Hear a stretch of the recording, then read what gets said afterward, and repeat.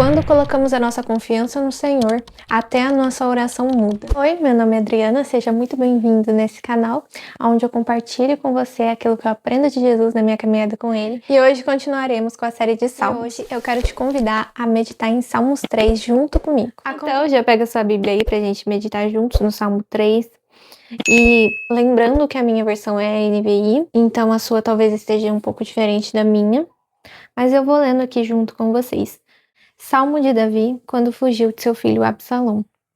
Essa foi uma das coisas que me chamaram a atenção, assim quando eu comecei a ler esse salmo, porque entender a história nos ajuda a entender o salmo. Então, tem muita coisa que eu vou falar aqui que eu liguei com a história, e eu quero compartilhar essas reflexões que eu tive ao ligar uma coisa na outra. Senhor, muitos são os meus adversários, muitos se rebelam contra mim. São muitos os que dizem a meu respeito, Deus nunca o salvará. Então, Davi está falando de quem aqui para Deus, né? Lembrando que Salmos 3 é uma oração de Davi para Deus.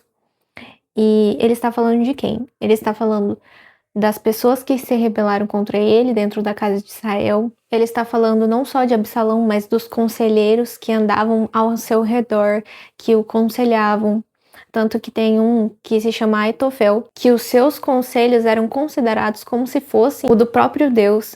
Então, ele também fez parte da conspiração para tirar Davi do trono.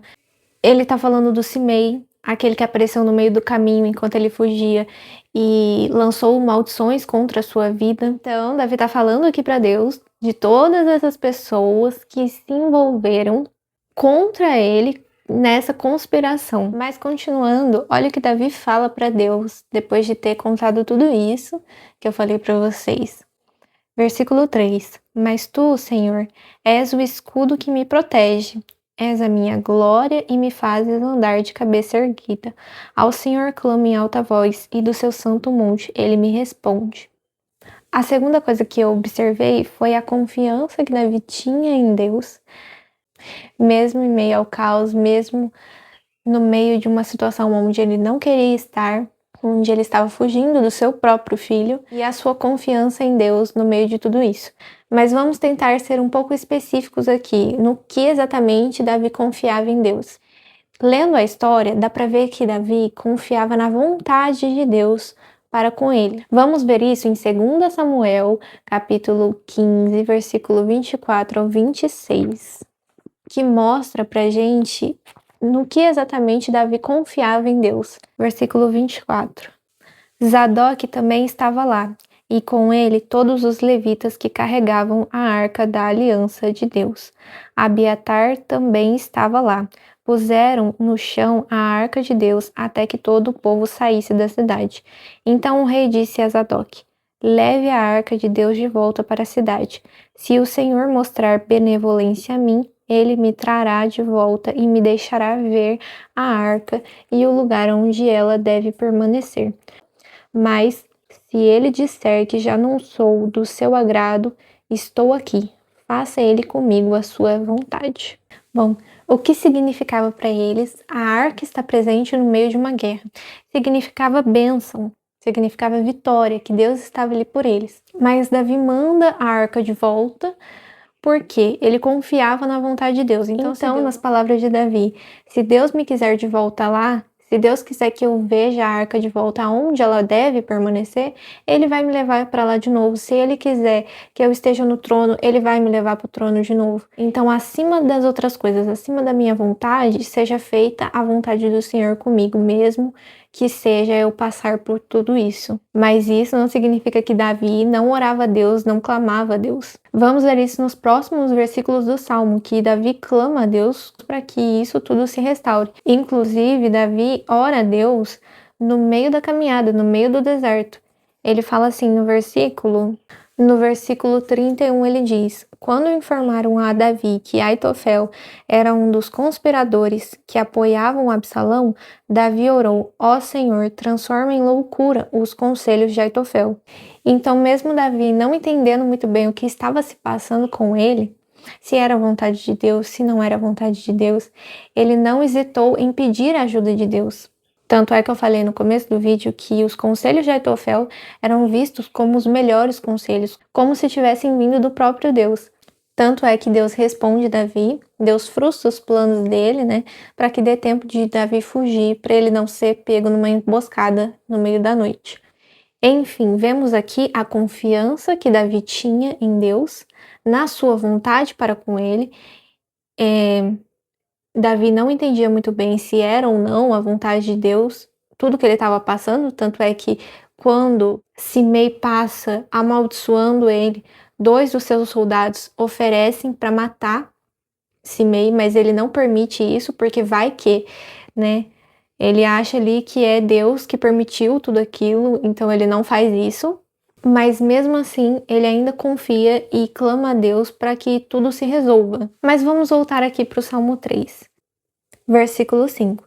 Eu me deito e durmo e torno a acordar, porque é o Senhor que me sustém. Não me assustam os milhares que me cercam.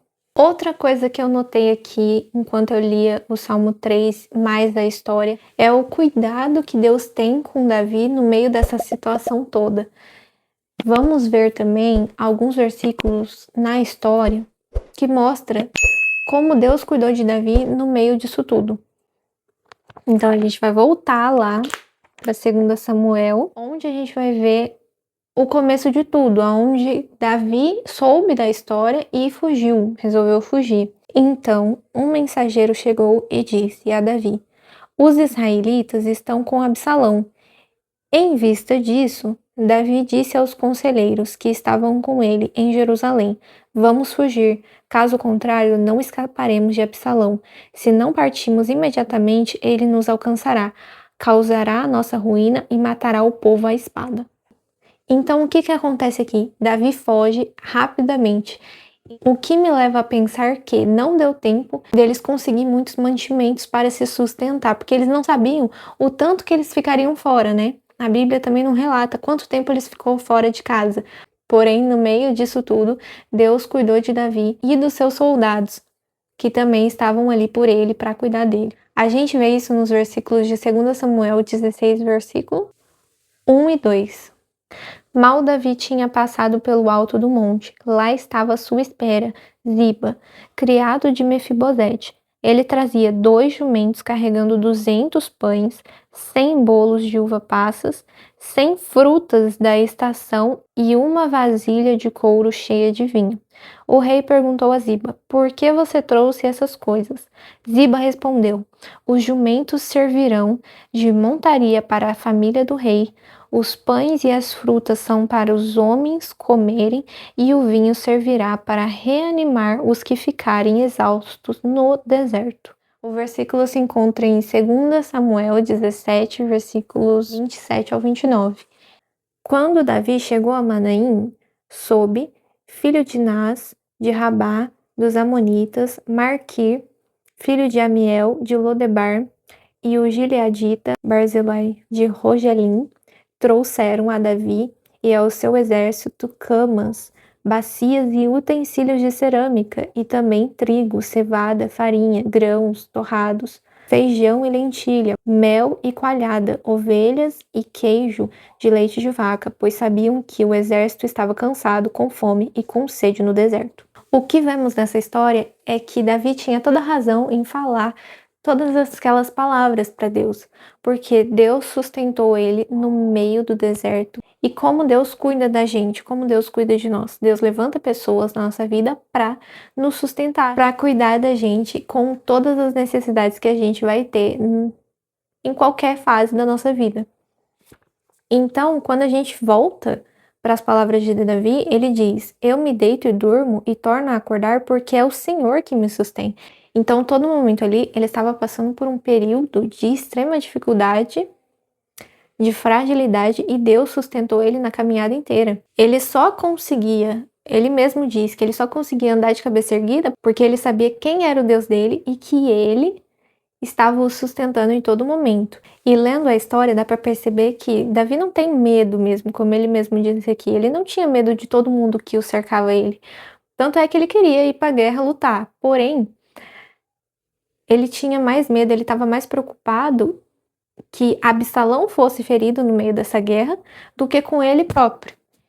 Ele estava seguro, mas essa segurança não vinha do seu exército que sabia lutar muito bem, ou da sua experiência como rei, ou da sua experiência como um guerreiro. Vinha de Deus essa segurança que ele tinha. Então, ligando com aquilo que eu falei no começo, né? Até a sua oração muda quando você confia no Senhor. Por quê? Quando você começa a perceber os cuidados de Deus na sua vida, você percebe que Ele tá ali por você, Ele não vai te deixar, e que você pode confiar que Ele vai te sustentar, seja qual fase você estiver passando. E a sua oração vai ser como de Davi. Olha o que ele fala nos próximos versículos. Levanta-te, Senhor, salva-me, Deus meu. Quebra o queixo de todos os meus inimigos, arrebenta os dentes dos ímpios. Do Senhor vem o livramento, a tua bênção está sobre o teu povo. Só ora assim quem realmente conhece o Senhor, quem realmente confia no Senhor. Eu mesma, teve fases minhas que eu fiquei, nossa, será que Deus vai me ouvir? Será que Deus vai me ouvir? Ou será que Ele vai me responder? Conhecendo Deus um pouco mais a fundo, né? Conhecendo a Deus um pouco mais, como eu conheço hoje, eu sei que Ele se preocupa comigo mais que eu mesma.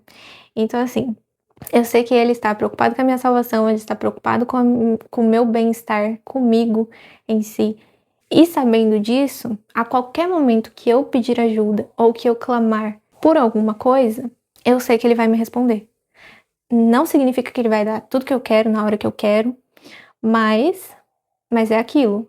Como Davi, mesmo não sabendo se a situação que eu estou é a vontade de Deus ou não, eu posso clamar, eu posso orar. Como Davi, eu posso confiar no Senhor que Ele vai me manter, me sustentar e eu posso dormir tranquilo no meio de qualquer situação. E como Davi, eu posso confiar na vontade do Senhor para mim, porque a vontade dele é boa, perfeita e agradável.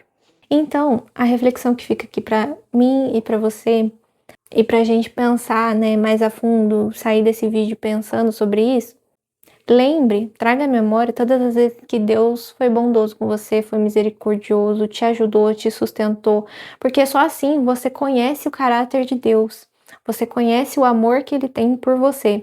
E trazendo isso à memória, isso te faz orar em agradecimento, mas também quando você se vê em qualquer tipo de situação, você consegue orar, porque você sabe que você tem um pai cuidadoso, que gosta de você, que cuida, que te ama, que te protege.